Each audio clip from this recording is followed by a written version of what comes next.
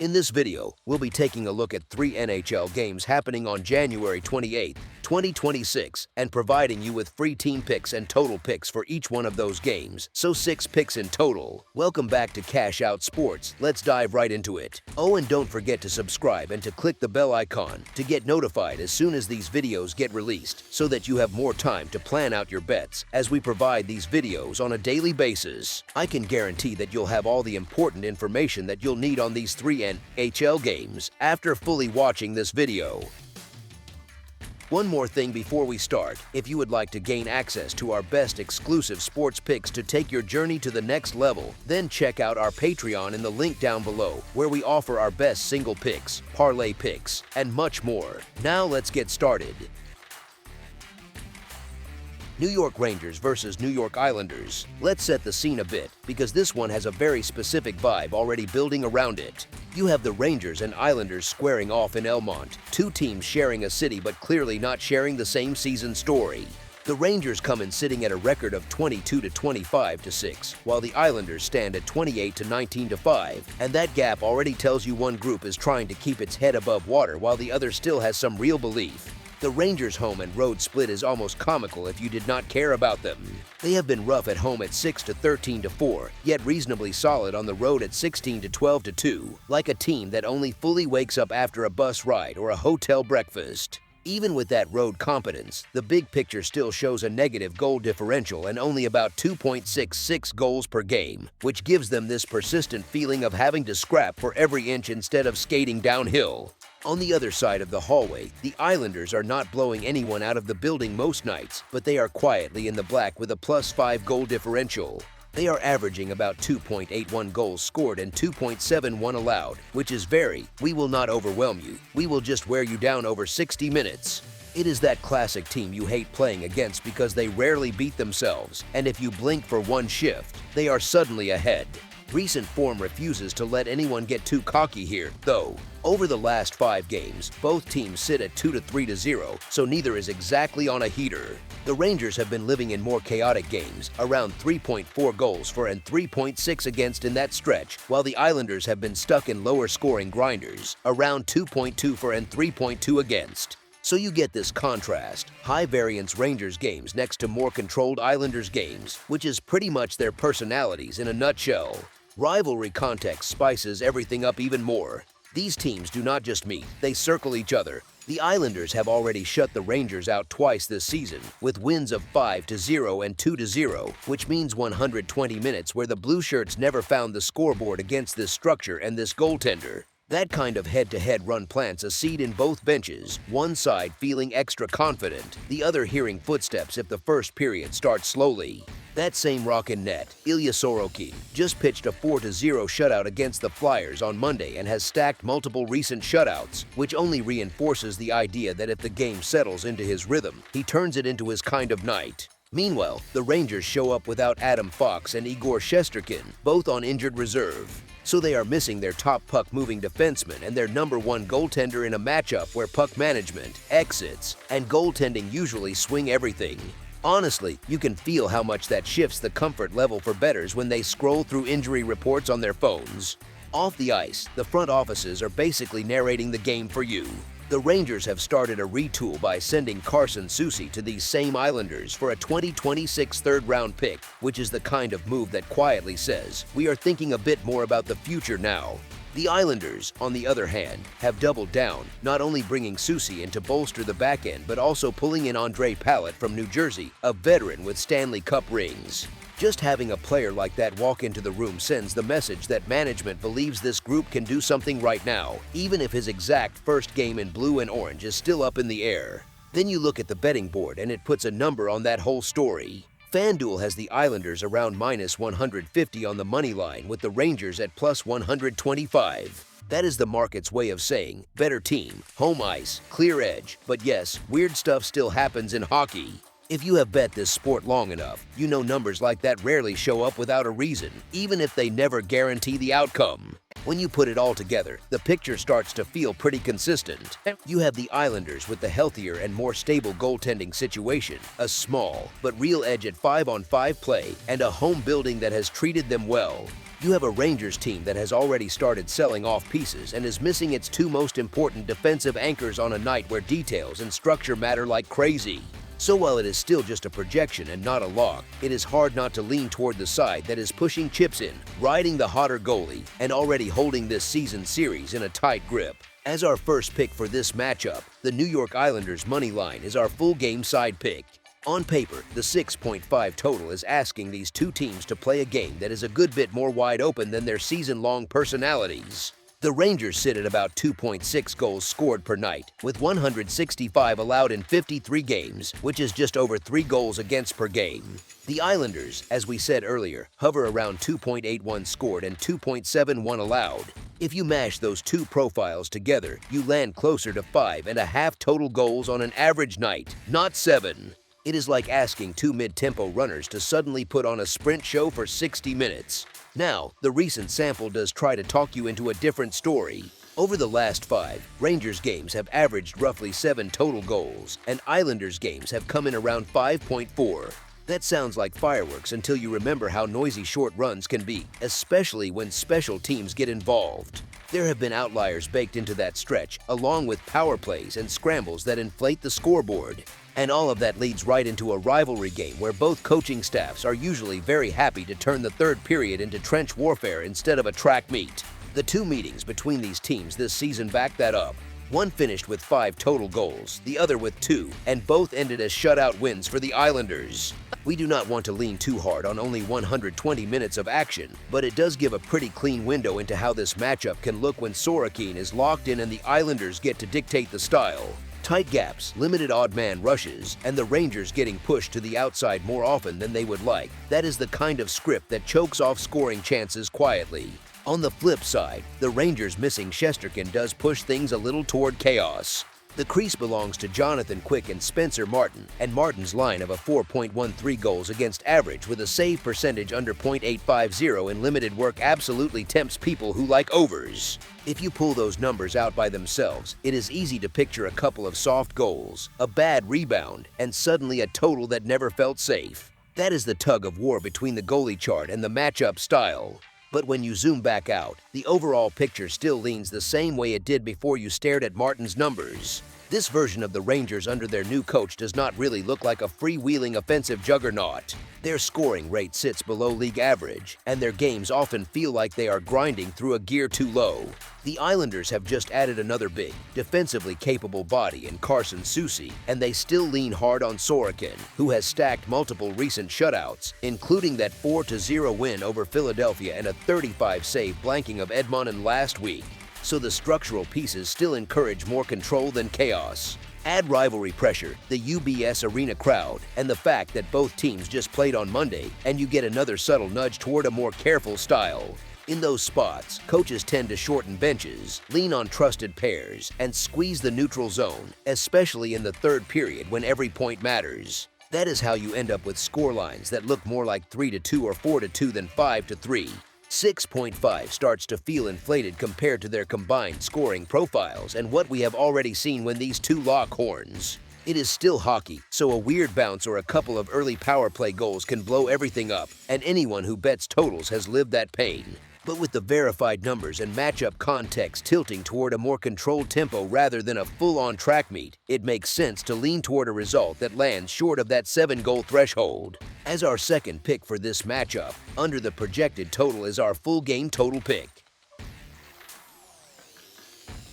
Philadelphia Flyers versus Columbus Blue Jackets. The matchup in Columbus has that feel of a night where the home crowd shows up early, gets loud, and never really sits down. You can almost picture the building buzzing during warm-ups, that kind of midweek energy where people want something to cheer for and the players usually feel it. Columbus comes in with a record of 24-20-7 overall and 13-8-4 at home, sitting as a modest favorite in about the -130 range. Across the ice, Philadelphia arrives at 24-18-9 on the season and 12-9-4 on the road, which looks solid on paper, but context is doing a lot of heavy lifting here.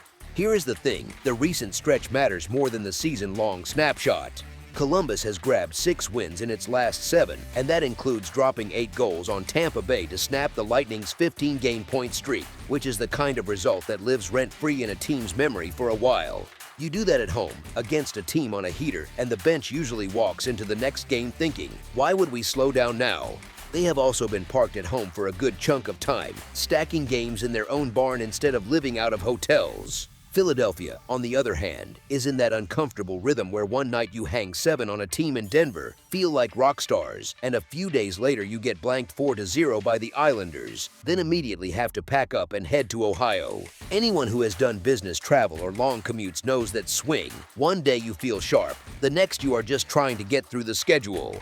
Underneath the narrative, the basic numbers tap you on the shoulder and point in the same direction.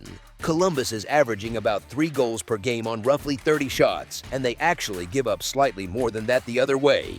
Philadelphia sits just under 3 goals for and a bit over 3 against, but they are doing it on fewer shots overall, which hints at a team that does not always tilt the ice for long stretches. So you have a home team comfortable in a more open style, willing to trade chances, facing a visitor that can sag when the game gets stretched and when legs get a little heavy late. The recent funk for Philadelphia is not subtle either.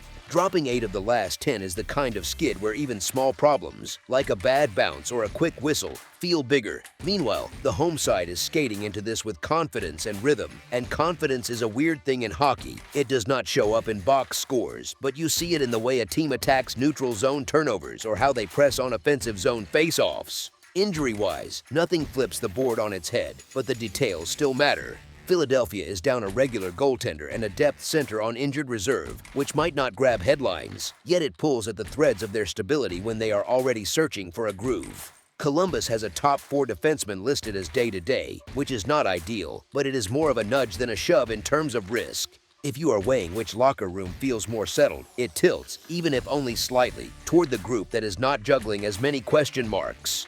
All the stats, records, and injury notes behind this come from this season's body of work as of late January, and the only truly subjective piece is how much you trust those emotional and scheduling edges. Some people swear by them, some ignore them, but if you are the type who likes to marry the numbers with the human side, the picture here keeps pointing the same way. With all that in mind, if you are looking for the side that makes the most sense to back in this spot, the home favorite in Columbus is the one that keeps checking boxes. As our first pick for this matchup, the Columbus Blue Jackets money line is our full game side pick.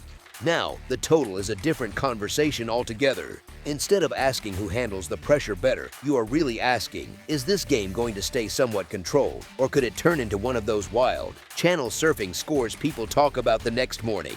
The number on this matchup sits at 6.5, with the over usually priced around even money or a small plus. Honestly, when you peek at how these teams play over a full game, you can see why that total is not any lower.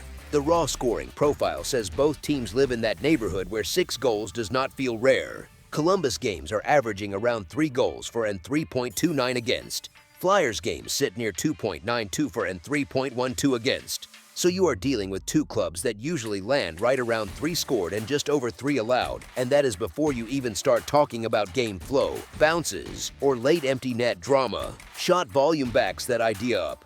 Jackets games are hovering near 61 total shots, and Flyers games sit a bit over 51, which is plenty of puck movement for something to break defensively. If you think of shots as lottery tickets for goals, these teams buy enough of them that you do not feel like you are begging for fluky finishes. Recent form pours a bit of lighter fluid on that fire. In the last handful of Columbus games, you see scorelines like 8-5 over Tampa, 4-3 over Pittsburgh in a shootout, and some solid 4-1 results. You stack up the last 10 combined games between these 2 sides, and roughly half of them have ended with 7 or more total goals on the board. For a bettor or a fan who likes entertainment value, that pattern is hard to ignore, even if you know it will not repeat perfectly.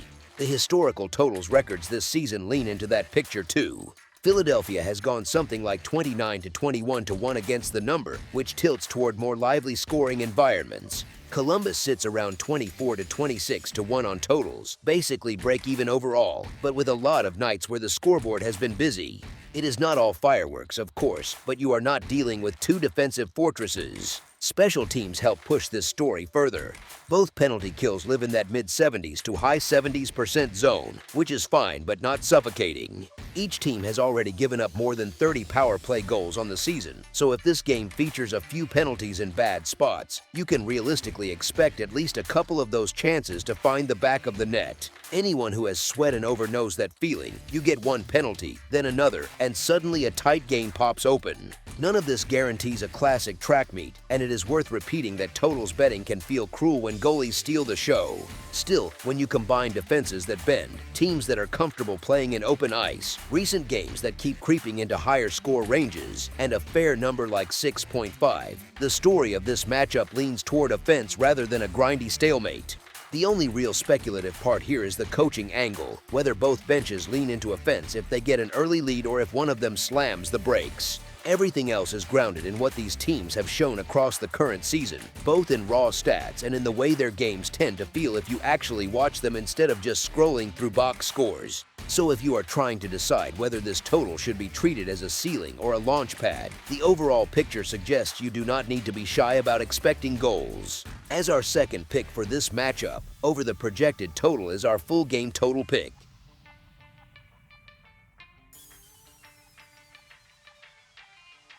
You look at this matchup on the board and it feels like the odds makers are nudging you to second guess yourself a little. Colorado comes in with a record around 35 to 6 to 9, rolling along near the top of just about every meaningful team category, and it does not feel like a fluke when you watch them. They score in waves, they defend in layers, and even when they are not flying up the ice, they still have that calm, veteran kind of control that shows up shift after shift. They are not just feasting at home either, because that road mark around 15 to 4 to 5 tells you they travel well, handle hostile buildings, and play their same style without getting rattled. Ottawa, on the other hand, sits in that good but not quite scary zone, with something like a 24 to 21 to 7 record that keeps them hanging around but not really striking fear across the league. They are scrappy, they can absolutely punch up for a night, and the crowd can turn that rink into a fun little storm, but the results still show a team trying to figure out if it wants to be a real threat or just an entertaining spoiler. That shows up in the way they manage games, because there are stretches where they keep pace with anyone, and then stretches where one bad shift snowballs into a bad period, and that is a tough habit when you face a polished group. Here is the thing that really stands out when you think through the matchup. Colorado leans on structure and discipline, and that ties straight into special teams, where their penalty kill has been cruising in that mid-80s range and looking like one of the sharp units in the league. Ottawa, by contrast, has been living on the wrong side of the whistle a lot, taking plenty of penalties and sitting with a penalty kill that hovers in the low 70s, which has been a talking point all over the Canadian media. That combination is a bad recipe when you are facing a top-tier offense that already punishes mistakes at even strength, then gets extra chances with the man advantage on top of it. We already saw how ugly it can get when these same teams met earlier and Colorado ran up an 8-2 win, and while you never want to pretend one game predicts everything, it does give you a very loud reminder of how tilted the ice can look.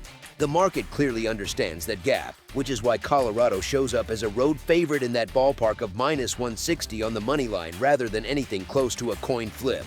When you put all of that together, the stronger scoring profile, the tighter defensive habits, the road form, and the special teams edge, it all keeps pointing in the same direction for which side is more likely to handle the number in this spot. As our first pick for this matchup, the Colorado Avalanche money line is our full game side pick. Totals on a game like this tend to play with your expectations a bit, and this one is no different. The number sits at 6.5, with the over carrying the heavier price and the under sitting at plus money at a lot of books, which already tells you how most people instinctively see this matchup. You have one of the highest scoring teams in the league on one side, pushing close to 4 goals per game, and Ottawa chipping in a scoring rate in the low 3s, so on paper you get a combined average in the low 7s that looks tailor-made for a shootout. Recent results help feed that story because Ottawa games have leaned toward the high-scoring side, and recent meetings between these two have seen the scoreboard get a real workout, so it is easy to think here we go again. Honestly, that is where the trap sits. When the over keeps cashing in people's memories and the highlight reels are all about wild rushes and big numbers, the total inflates, and you end up paying a premium for chaos rather than a fair price for what usually happens. If you look a little deeper, the goals against profiles are not nearly as wild as the raw goal totals suggest, and together these teams give up something closer to the mid-fives on average, which is a healthy step below a 6.5 number. You also have a strong penalty kill on one side that can drag games back into a more controlled rhythm, and an offense on the other side that swings between explosive nights and games where it gets held in check by tighter systems. That kind of boom and bust pattern, mixed with one team that can suffocate pace when it wants to, quietly creates a lot more paths to a lower scoring script than the pricing on this total would make you think. Even one of the mainstream projection models we looked at tagged 6.5 as a line where the value leans toward the lower side rather than expecting another track meet. So while the public story screams fireworks and big numbers, the quieter signals point more often to a game that lands below the posted total instead of sailing past it. As our second pick for this matchup, over the projected total is our full game total pick. That's all for now, so if you have any other games you would like reviewed, then leave a comment down below with the game you would like analyzed, subscribe to our channel, leave a like on this video, and we'll get to it as soon as we possibly can. We would also love to hear your opinion on the picks presented to you in this video, whether you agree or disagree with them, so leave a comment down below and do let us know.